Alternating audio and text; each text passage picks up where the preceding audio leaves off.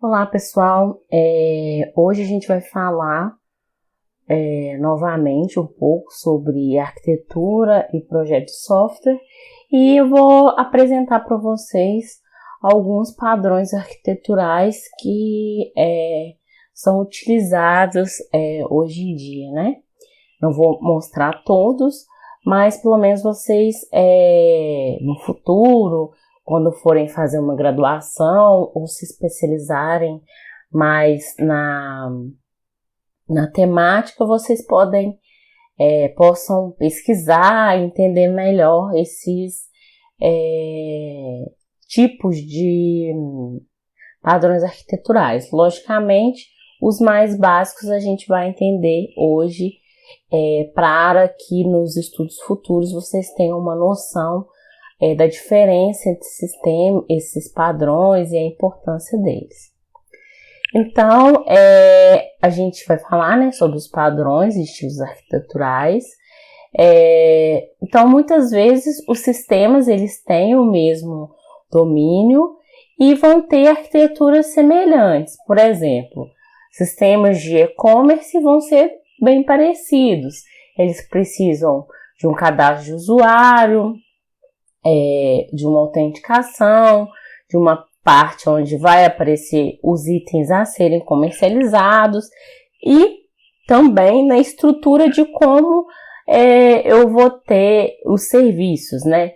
Onde vai ficar a nossa base de dados e qual que é a característica do computador do cliente, do usuário final, se é um usuário, se eu posso delimitar que esse computador pode ser potente ou não pode ser potente, que já se diferencia de um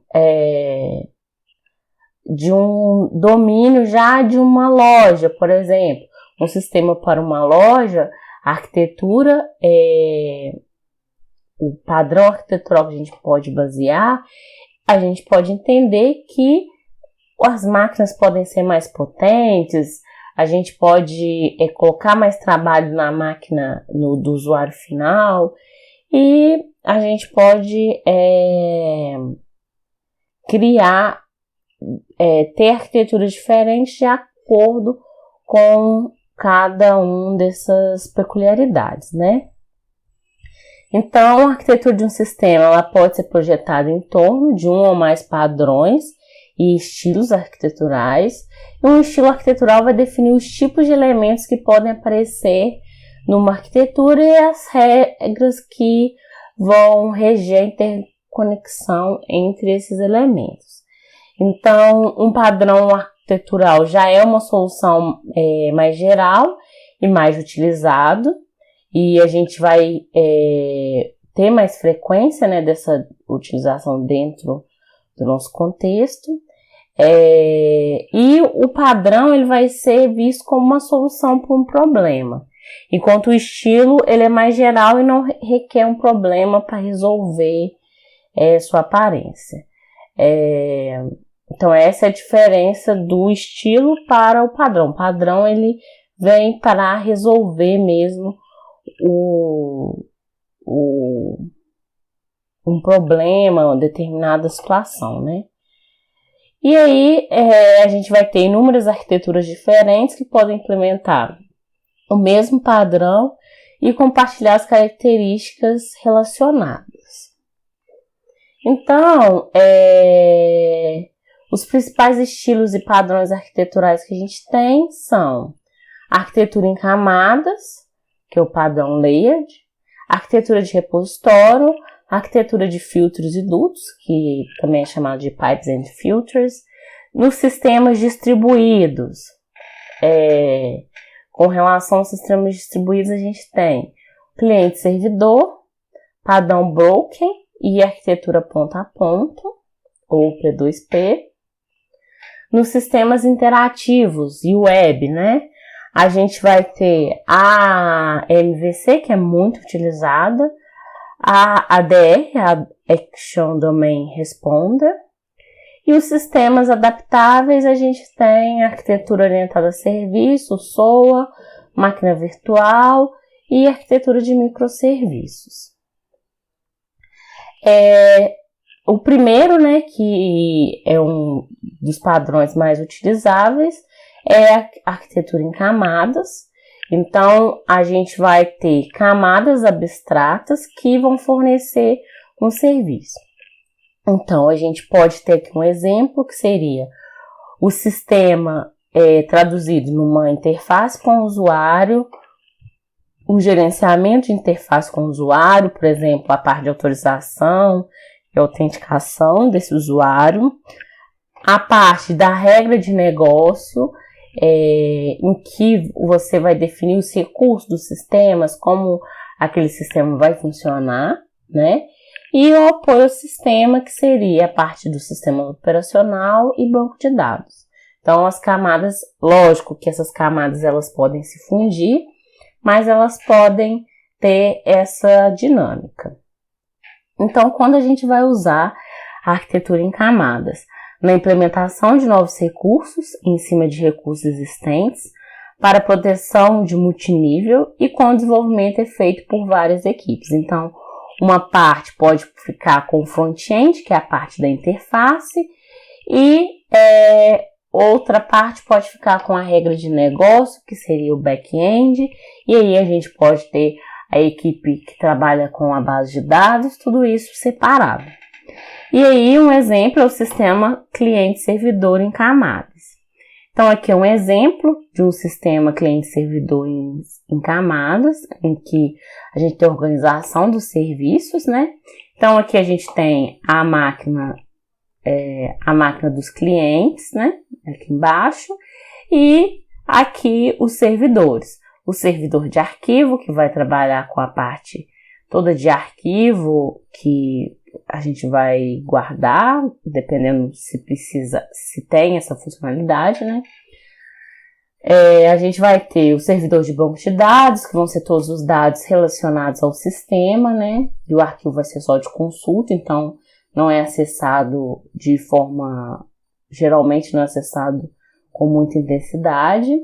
E o servidor de impressão, por exemplo. E aí as máquinas dos clientes conectadas a esses servidores. E aí, nesse caso aqui, o sistema estaria instalado na máquina dos clientes, né? A máquina final do usuário, no desktop do usuário, e ele acessaria os servidores aqui que ele necessitaria. A gente tem esse tipo de arquitetura, que é o cliente-servidor em duas camadas. Então, aqui, reforçando a aplicação, o sistema que a gente vai desenvolver vai ficar no lado do cliente e o banco de dados vai estar no servidor em que todos os clientes vão acessar. Logicamente que a gente tem que entender que com esse tipo de sistema, ele só é possível quando você tem um cliente, você pode definir as características do desktop do seu cliente. Porque caso isso não aconteça, você não pode, é complicado usar essa arquitetura. Então, isso aqui funciona em supermercado, em lojas de varejo, funciona mais porque você pode definir. Em prefeitura, por exemplo, você pode definir. Mas mesmo assim, alguns lugares já optam por aumentar uma camada, ter a camada aqui da aplicação, para que no lado do cliente as máquinas não precisem ser tão robustas assim.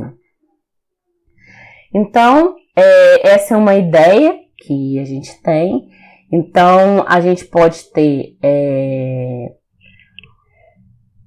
várias formas de sistema cliente-servidor em camadas.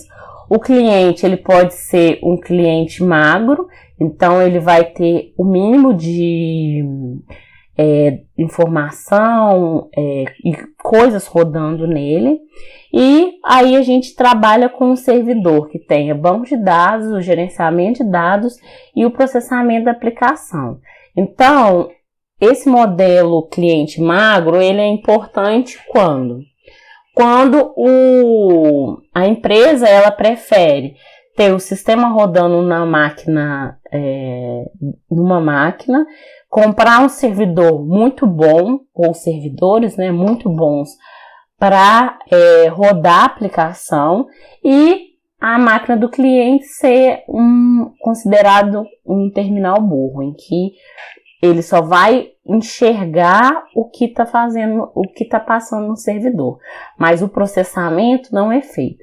Então, um exemplo, eu falei até que o supermercado usava a outra parte, mas o maior exemplo é supermercado, prefeitura, que você coloca no servidor rodando pesado a apresentação, o processamento, tudo, e na máquina do cliente ele só vai acessar os dados ali, só vai ter uma camada de apresentação, como se fosse assim.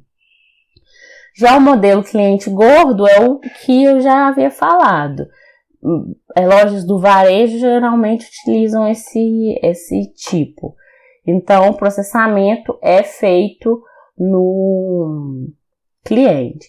Geralmente, esse tipo de modelo é bastante utilizado quando a gente não possui muitas máquinas. Então, não compensa comprar um servidor de 60 mil, 40 mil, porque eu vou ter 3 máquinas. Então, antes comprar 3 máquinas e o sistema rodar ali e só ter uma máquina melhor para rodar o banco de dados e o gerenciamento e gerenciar os dados, né? O SGDB. Aí a gente pode ter multicamadas, né? Como o exemplo nosso lá da web, quando a gente está utilizando o servidor Apache, quando a gente está usando lá o Champ, ele vai ter, acho que vocês se lembram, a gente tem que setar o Apache, né, que vai trabalhar com PHP, e o servidor de banco de dados. Então, a gente vai ter a camada do cliente, que vai ser só a parte do HTML, JavaScript, que é a parte visual. Essa parte vai rodar no cliente, que vai ser chamada apresentação. Aí a gente vai ter uma parte que é para o processamento da aplicação, que vai rodar lá o nosso PHP, nosso React, por exemplo, que também é JavaScript, né? Vai rodar na parte do nosso servidor web, e vai esse servidor web, que pode ser tanto em JavaScript, pode ser em PHP, pode ser em diversas linguagens, né? C#, ele vai se comunicar lá com a nossa aplicação de banco de dados. Então, ele vai pegar os dados, processar e depois só mostrar para o cliente. Como eu falei, essa é a mesma ideia do servidor magro, ou do cliente magro. E por que a gente utiliza isso? Para facilitar com que o cliente não precisa ter uma máquina pesada. Então, passando, por exemplo, para a internet, é o tipo de arquitetura de software melhor, porque você não delimita a máquina do cliente. Então, o cliente ele pode ter o computador que for, o básico de HTML ele vai conseguir ler. E todo o processamento pesado ele vai ser feito num servidor alocado na web, que é super potente e que vai aguentar várias requisições. Então, a gente vê como que a utilização desse tipo de arquitetura vai aumentar o número de clientes, né, que a gente pode ter conectado na nossa aplicação, e como o surgimento, o desenvolvimento dessa arquitetura deu um boom, né? Hoje em dia a gente utiliza sistemas produzidos nesse tipo de arquitetura todos os dias, né? Então, quando a gente vai usar, quando os dados compartilhados precisam ser acessados em diferentes locais geograficamente, né? no caso quando a gente usa o servidor web, mas a gente também pode utilizar essa dinâmica local. E aí a gente utiliza em aplicações comerciais. A gente tem a ponto a ponto, em que é utilizado em sistemas descentralizados, nos quais podem ser realizados por qualquer nó da rede. Então, a gente não tem distinção entre cliente e servidor. Uma hora o serviço pode ser distribuído entre vários computadores para você ter a ideia de cliente e servidor. Então, aqui, essa é a imagem, né, desse compartilhamento. Então, quando você está com esse sistema, em um momento, outro computador, outra requisição, outro cliente vai estar usando seu computador para processar dados. Então, quando a gente vai usar isso? Quando os clientes trocam informações armazenadas localmente, e o papel dos servidores é apresentar os clientes uns aos outros.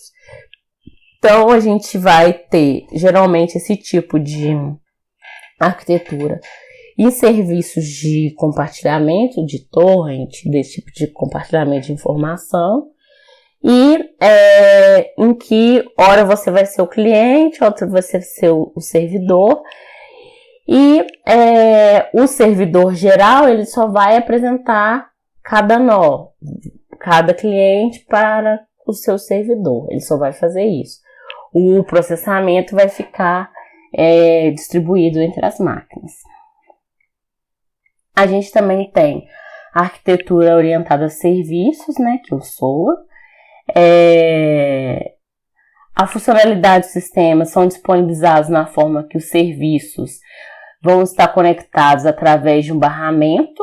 Então, como o próprio nome diz, né, é uma arquitetura orientada a serviço. Então, os serviços podem executar em diferentes computadores a partir de diferentes fornecedores de serviços, né? Então, eles vão disponibilizar, esse barramento vai disponibilizar interfaces ou contratos acessíveis através de web services ou outra forma de comunicação, que vai utilizar um protocolo, pode ser o SOAP ou o hash, para dar suporte a essa comunicação. Então, aqui a gente tem um exemplo, que a gente vai ter os usuários, a gente vai ter nosso barramento, né, aqui, e vários servidores espalhados que vão prestar algum serviço. Então, a gente tem o mobile, a aplicação, um servidor da parte comercial, e aí o da aplicação vai poder estar ligado a um web service, que é um servidor, né, de web.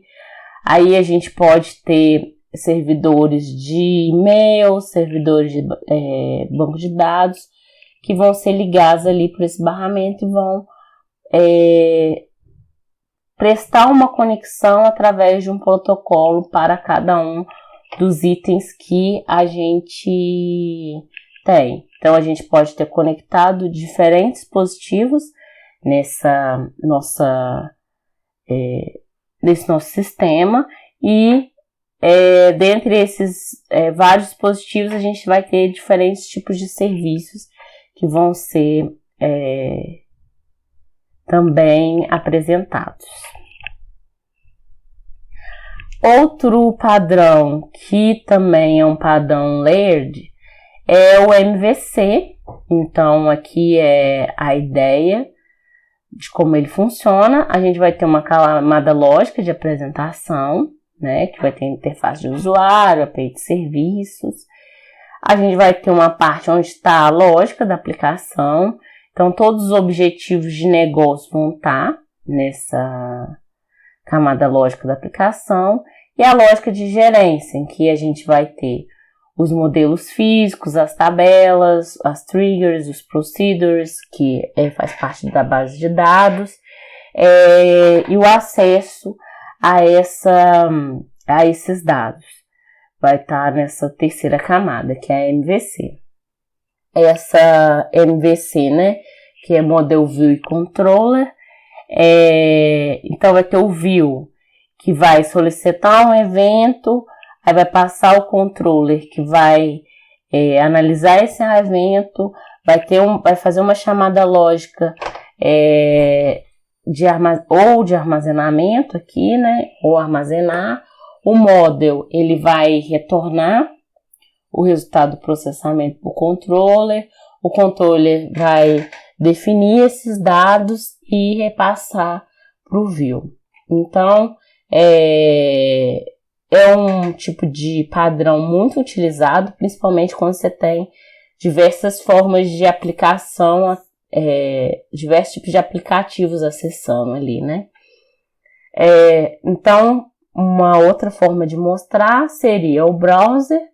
Então, a gente tem a camada de visão, que são as páginas dinâmicas, geração de formulários, a parte mais visual, que vai fazer uma chamada de um evento, aí ele vai, na parte do controlador, ele vai processar a solicitação HTTP, vai ver uma lógica específica, validar os dados, solicitar isso para a lógica de negócios que vai retornar a mudança para a visão ali, e a gente contém esse fluxo que é o do MVC, né? Então, quando a gente tem várias formas de interagir com dados e quando são desconhecidos os futuros requisitos da interação e da apresentação.